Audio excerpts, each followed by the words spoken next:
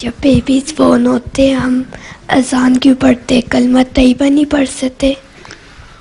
اذان اس لیے کہ اذان میں سارے الفاظ آ جاتے ہیں، اللہ اکبر بھی آ جاتا ہے، اشہد ان لا الہ الا اللہ بھی آ جاتا ہے، اشہد ان محمد رسول اللہ بھی آ جاتا ہے، پھر عبادت کے حکم بھی آ جاتے ہیں، پھر آخر میں لا الہ الا اللہ بھی آ جاتا ہے، ٹھیک ہے نا. ایک کان میں اذان دیتے ہیں، دوسرے کان میں تکبیر پڑھتے ہیں، نماز سے پہلے جو تکبیر ہوتی ہے نا وہ پڑھتے ہیں.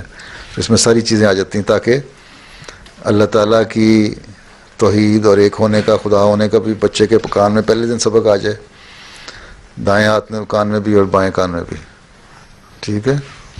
اور سنت یہ ہے، حضرت صلی اللہ علیہ وسلم اس طرح پڑھا کرتے تھے. ہم نے وہ کام کرنا ہے جو حضرت صلی اللہ علیہ وسلم نے کیے، ٹھیک ہے نا.